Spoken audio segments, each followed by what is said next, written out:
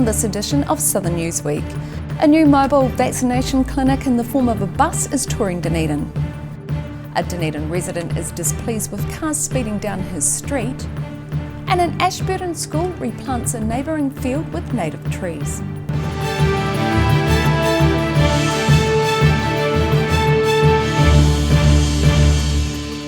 Kia ora, I'm Melissa Barton. A new COVID-19 initiative in the form of a vaccination bus is travelling around Dunedin. Run by the Te Kaika Health Centre, the mobile clinic will be popping up in Dunedin suburbs over the coming weeks. Low vaccination numbers are very much a representation of the inequities that exist within health throughout the whole of New Zealand. I think with the right information getting out there and kōrero to our whānau, then they will come and get vaccinated. Dunedin's Te Kaika Health Centre, based in the suburb of Caversham, has come up with another COVID-19 initiative, this time in the form of a vaccination bus, which provides a mobile clinic set to see plenty of activity in the near future. Te Kaika's principal iwi advisor Matt Matahare says his health centre aims to redress many of the issues Maori, Pacific Islanders and low-income groups have faced in the past. If you look at our history in terms of pandemics and in terms of measles and flu, Māori have been decimated, so we need to get our vaccine numbers up, and we need to do it really for our whānau, for our hapu and for our iwi. Thursday saw Te Kaika's new mobile vaccination clinic at the University of Otago, providing vaccinations for another group that are currently not doing great in the vaccination stakes. If we look at the ages of our students and we look at the number of people getting vaccinated across the country, there is a real big gap between that 16 and 35 age group. So if we come down to the university, you're targeting that 18 and up age group. So I think you're sort of getting more bang for your buck, really. In Dunedin, the South today. Oxford Street in South Dunedin is being used by motorists as a time-saving alternative to facing traffic lights on McAndrew Road. That is the opinion of one local resident who's sick of cars driving down the narrow road at high speed. Willie Leishman of Oxford Street in South Dunedin is frustrated with traffic speeding down his narrow street, which he believes may be drivers trying to avoid the red lights on the intersection of King Edward Street and Bayview Road. It's just picked up in the last 6 months because I believe a lot of these people are coming through here, especially between 5 o'clock and 8 o'clock at night. They're coming down here and instead of going through the Bayview Road lights, they whistle down through here because it's one way, nobody against them. Leishman says the drivers using Oxford Street as a bypass know it's a one-way and are liable to speed past both a preschool and elderly care facility. When I've sat up at the corner up there by the bakery and watched them, they're coming down Prince Albert Road and they're not even stopping, they just career into it. Yeah. Because it's one way, they know there's nothing coming out at them, well hopefully. Yeah. And they cut the corner and you can see what they're doing. Leishman says he'd like to see speed bumps put in to calm the traffic and discourage the speeders, but he says he's not getting much traction. I've talked to the council about it, but they don't want to do nothing, they don't reply. I've sent a couple of emails to them and they've never replied. Talked about speed bumps, something that everybody else seems to be able to get these speed bumps okay. But in Dunedin, the South today. A newly refurbished railway station has been added to the Central Otago Rail Trail. Visitors can now stop at the Lauder Railway Station and learn more about the region's recent geological history. After 8 years of fundraising and hard work by volunteers, this railway station has been restored and relocated to a new site along the Otago Central Rail Trail at Lauder, some 25 kilometres northeast of Alexandra. It's bringing the history back that was lost when the station was moved back in the 80s, when the whole train stations all went and everything disappeared off the trail. Now we've got this original building back and the memorabilia that's in there, and the explanations going right the way back to Lake Manihirakia, which is going to be quite enlightening for quite a few people, is just wonderful. Yeah. Filled with information boards and even links to online videos, the building is set to share local history with visitors on the trail. You want to slow down, relax and enjoy it, and there is no point going through here at 100 km an hour if you could bike that fast and not understand why the landscape's here, what the important stories are to the community, and giving an opportunity to A, people stop, B, to learn those stories. It's just really important. The first actual tourists to make a stop at the refurbished station were a family from Wellington who were biking the rail trail. Yeah, we're still on our way to Oatearoa, but it was a nice stop in Lada. And it was pretty cool to see all the people out there, so it was a bit of a surprise when we got here and found out they just redone the Barton railway station. A lotteries grant was a major source of funding to help get the station's refurbishment over the line. In Lauder, the South Today. A ploughed field next to a school just north of Ashburton is being turned into a native reserve. Pupils from Phearton School have been busy replanting the area with the type of native species that grew there 200 years ago. School pupils have started turning this dry, dusty field, which sits right next to Phearton School just north of Ashburton, into a native reserve. Helping out is Angela Cushney of the Kanuka Mid-Canterbury Regeneration Trust, who has helped deciding which species go where, so as to create a variety of different dryland ecosystems. So all the plants that are going in the ground there are to create habitat and food and places to camouflage for lizards. Over further we've got some dryland shrub areas, and out further we've got some of the taller native species. The land belongs to agriculture and fishing giant Tallies, and once the trees and shrubs have had a chance to grow, they'll provide an outdoor environment for school children to learn about the native vegetation that once covered mid-Canterbury. So we're creating some little corridors, little pathways through the different gardens, and there's going to be a circle area in the middle which is essentially going to be an outdoor classroom. Now, let's tap our peg down. I think the best way to tap the peg down is like that. You have a go with that. So this wants to be upside down. Perfect. That's it. Perfect. The native plants covered a range of 30 different native species, which were brought in by nurseryman Steve Brailsford, who says the reserve will also be of benefit to local crops. This is a really good moth plant. Moths really like that. Teaching them about plant communities that natives actually combine together to provide resources for the environment. And then they can come and monitor the insects here, they can do some studies in here. And the benefit when we put these plants in for the insects that will help the farmers, will support a whole lot of insects in here that will help pollinate crops and will actually predate pests out there. About 200,000 native plants are planted across Canterbury each year, with some going into revegetation projects such as this. Near Canterbury, the South Today. Still to come on Southern Newsweek. Never seen before photographs of the Beatles in Dunedin rekindle memories for some, and a jet ski club holds its first meeting of summer. So see you after the break.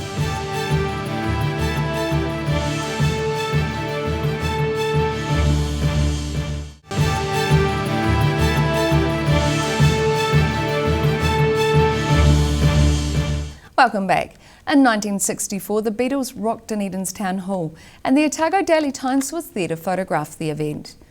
Recently, the newspaper published a set of photographs that had never been seen before, with some readers being able to spot themselves in the audience of 57 years ago. The 26th of June 1964 saw Dunedin's Town Hall filled with screaming teenagers while their heroes, the Beatles, played on stage. It was the one and only time the Fab Four toured New Zealand, and the Otago Daily Times recently discovered never-before-seen photographs of the event. 71-year-old Gladys Hope had no trouble spotting her 13-year-old self in one of the photos published in Saturday's newspaper. people started going up the front. So, because as short as I am, I wasn't going to get left at the back where I was going to stand up in front of me and not be able to see. So I went down the front as well. And that's where I was surprised the other day when it was in the paper. I almost knew exactly where to look. And I found myself quite easily. A number of the older members of the audience reported afterwards not being able to hear the music over the screaming. But Hope doesn't remember it that way. The sound system was very, very good. They've done it many times before and know that the girls are going to scream, and there's obviously far more girls there than boys. While the music reviewer for the Otago Daily Times described the Beatles as pleasant young men without a great deal of musical talent, Hope recalls that differently as well. Oh, it was fabulous. And I am a singer, so, they were very good. The harmonies and everything were really good. No, I thoroughly enjoyed it, Dunedin is still visited by big music acts today, but Hope suggests the Forsyth Bar Stadium isn't the same sort of venue as the Town Hall was back in the 1960s. Those young teenagers don't get the sort of things that we got, and I actually feel sorry for them because, we got so much pleasure out of those shows at the Town Hall. I mean, I went to many, many shows there, and I don't think we ever had a dud. One of my favourites was Gene Pitney, and he came to town a few times. Other famous acts performing in Dunedin included the Rolling Stones, who performed 2 shows the year after the Beatles visited. In Dunedin, the South Today. This year's Tairi ploughing match attracted a young novice of only 21 years of age. Thomas Syme says he did feel a bit of extra pressure, with his father being one of the judges and his grandfather being a steward. 21-year-old Thomas Syme was put through his paces when he competed in the novice category of the annual Tairi ploughing match near Middlemarch recently. Syme was using a 50-year-old tractor he found in a dilapidated state near Riversdale about 3 years ago. It's a 1969 Ford 2000 that I picked up from a friend of Dad's, and she was a bit not looking that good when we got her. And tied it up, gave her a bit of love. About a dozen ploughmen entered the competition, with the furthest coming from Canterbury. But the event was a family affair for Syme, with his father being one of the judges, his mother looking after the competition records, and his grandfather acting as a steward. Not too bad, just a bit of weight on the shoulders there, but we'll turn up for the day, that's the main thing. Being the only novice entrant, Syme became the winner of his category and was happy with what he'd achieved. Looks not too bad, pretty good for a novice. Near Middlemarch, the South Today. A Southland-based jet ski club started off the summer season with time trials on a pond near Gore recently. The group says it's also hoping to organise a social trip across to Stewart Island as well. About 35 riders, young and old, took part in a jet ski event on Eden Pride's Pond near Gore on Sunday. The 1 kilometre course involved time trials so as to keep riders safe. You have 2 skis start at each end of the course, and then you just go when the hooter goes, and then after you've done your 3 laps you stop, and the first person back to where they started wins. And you just have multiple heats. Called Jet Skiing Southland, the group started on Facebook about 2.5 years ago as a way of people who like jet skiing to enjoy the sport together. This event is the start of the season where we just have a jet ski race, and then from there we do trips around Manapori to Yarnell. We're planning a trip from Cromwell to Wanaka and back up the river. The bigger jet skis are capable of attaining speeds well over 100 kilometres per hour, and the club is hoping to one day do a trip across Fovo Strait, a journey that's about 3/4 of an hour each way. We're still in the throes of getting to Stewart Island, so this has been a plan for 2.5 years now, and every time we decide to do it, the weather's not right, the sea's not right, people have other staff. But we will get there. You're going to jet ski to Stewart Island? Yes, it's a 45-minute trip. In Gore, the South Today. About 300 people turned up for the official opening of a new pathway alongside Lake Wanaka last week. Among those present were bird lovers who said they were impressed with the care taken by contractors to avoid disturbing the native grebes nesting along the shoreline. Barry and I, great pleasure to declare stage 3 of the walkway open. Wanaka's lakeside boardwalk is finally open. This almost $4 million stage of Wanaka's lakeside development saw main contractor Blakely Construction being careful to avoid sawdust from falling into the lake. Local teacher Marcus Herman says consideration was also shown to the native crested grebes that nest on the water around this part of the lake. We were a bit worried that it affects the grebes, but overall we are quite happy with how it went. And Dan and his whole team, they were very considerate of the grebes and us. Retired zoologist John Darby is also full of praise for the care shown by the Christchurch-based contractors during the 10-month project. Well, I think the fact that we've got 18 pairs out there at the moment is pretty indicative of how well they've been looked after by the contractors.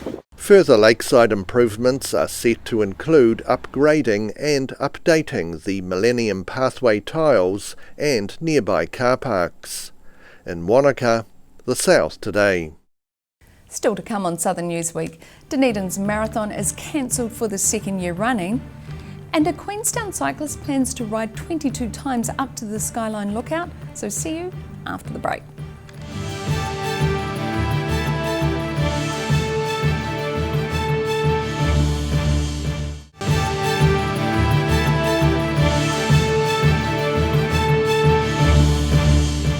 Thanks for staying with us. Organisers behind Dunedin's marathon say they are very disappointed at having to cancel the event for the second year in a row.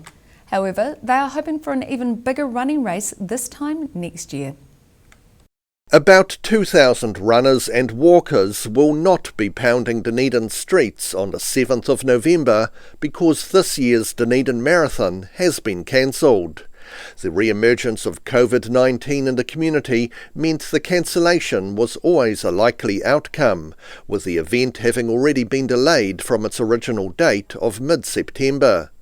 The running race was also cancelled last year, and organiser Stu McCormick says a lot of hard work had gone into planning this year's event. Oh, it's very disappointing.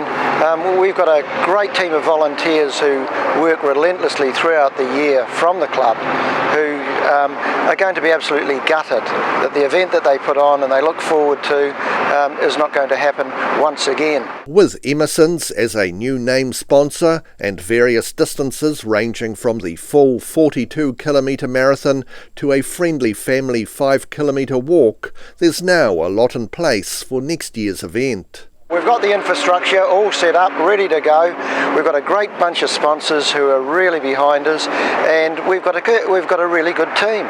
So, you know, we're busting a gut. We really want this to happen, and next year it will happen. We'll all have vaccine passports. We'll all be ready to go. We'll have over 95% of the population sorted, and we'll be ready to run. And for those thinking of taking part, remember that it takes between 4 and 5 months of regular training to build your heart, mind and muscles for the exertion on the day. What we do want to see is people continue their training, to get out there, enjoy the surroundings and our beautiful setting of Dunedin, and just enjoy running. Next year's Dunedin Marathon is set for the 11th of September. In Dunedin, the South Today. Repairs to the flood-damaged Ashburton Bridge are now complete. Part of the bridge had visibly slumped, following heavy rains in May this year. The State Highway 1 bridge, spanning the Ashburton River between Ashburton and Tynwald, has now been repaired after officials were alarmed by slumping of the bridge following severe flooding earlier this year. New Zealand Transport Agency System Manager Mark Pinner says it didn't take long to find out what had gone wrong. In the big floods in May, obviously had a huge amount of water coming through here. and with that water we've got a lot of dead trees, broken limbs, etc. They basically log jammed on one side of the bridge at the northern end, which funneled the high volume even further towards the pier behind us. And that meant that there's a lot more water funneling in that area, which scoured the bottom of the pier, and basically that just meant that it lost some of its support. That dropped, and with it the bridge above dropped as well. The slumped pier of 7 piles has been left in place, and $500,000 has been spent on propping the top of the pier back up to the correct level. And now we've repaired the bridge. Basically, because it had sunk, we had to build it back up. So we jacked the bridge up to get it level. We built the bridge back up, as you can see, with a new concrete. With repairs to the 90-year-old bridge now complete and a new seal this last weekend, Pinner says the New Zealand Transport Agency will be monitoring the bridge over the next year to make sure it's not flexing more than it should when heavy loads traverse the span. We're just wary that there still could be some movement, so we put a sensor on it and we can remotely now monitor any movement. Just if there is anything untoward, we can come in quickly and obviously do the necessary work. A program has been put in place for the bridge to be visually inspected during future flooding of the Ashburton River. In Ashburton, the South Today. The Pomahaka River catchment is being replanted in native trees. And those involved with the project got together recently to celebrate reaching halfway in what is set to be a 2-year project. Those involved with restoring the river catchment of the Pomahaka River near Tapanui got the chance recently to mark the halfway point of replanting the area with native trees and plants. It's not very often we get all our stakeholders together, so just invited everybody along to celebrate this occasion of having planted 100,000 trees, which is halfway to the end of our project. So just celebrating and making the most of it. That's what it's all about, really. The project started a year ago, and Glenn Riley of Habitat Restoration's Aotearoa says he's impressed with how this last winter alone they planted 70,000 trees. I'm not sure of any other small crews that have achieved so much, so the team has done really, really well across a range of different projects, so public, private, community groups, iwi. It's been a massive winter. The plantings range from native sedges and flaxes to major forest trees, such as what this spindly-looking matai sapling will eventually become. Everything we plant is native, so we love native plants, and we're trying to put back what was once here. In the riparian areas, there's a lot of pude, harakiki and tikoka, and then in forested areas, things like manuka, kanuka is pioneer species, all the way through to potocarp, so a whole range depending on the site. The planting is set to be finished in another year, with weeding and pest control to follow after. Near Tapanui, the South Today. A Queenstown mountain biker has set himself the daunting task of cycling up to the Skyline Lookout 22 times non-stop. He is hoping to raise funds to purchase a four-wheeled bike for disabled people to use on the area's popular trails. Rather than catching the gondola up to the Skyline Lookout, Simon Noble is planning to cycle up the hill 22 times, a height gain of nearly 9 kilometres, the same as the height of Mount Everest.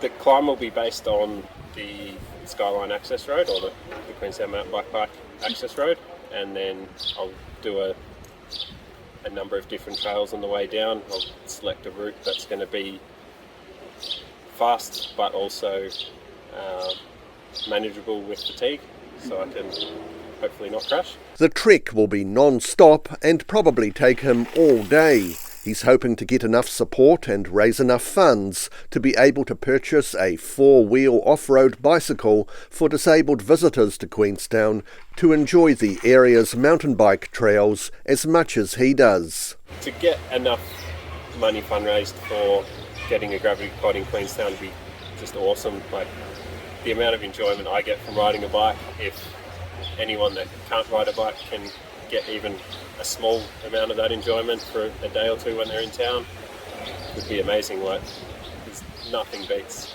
just being outside and riding down trails. Disabled adventurer Jezza Williams says the new four-wheeler could provide a much-needed boost for disabled tourists. 48% of people with a disability in the latest household stats NZ said that they had poor mental health. And adventure therapy is massive. Trust me. I'm like the adventure therapy guru. I live for it, you know? And I've got a spark in my eyes. I'm a healthy mofo. And it's not because I can't go an adventure. It's because I try my hardest to always be in that adventure mode. The climb is set for December the 22nd, and so far $1,500 has already been raised. In Queenstown, the South Today. And that wraps up this edition of Southern Newsweek. For the latest news from the Southern region, head online to odt.co.nz. And you can follow Channel 39 on Facebook and YouTube. Like and subscribe to be notified of Southern news as it happens. Ka kite anō.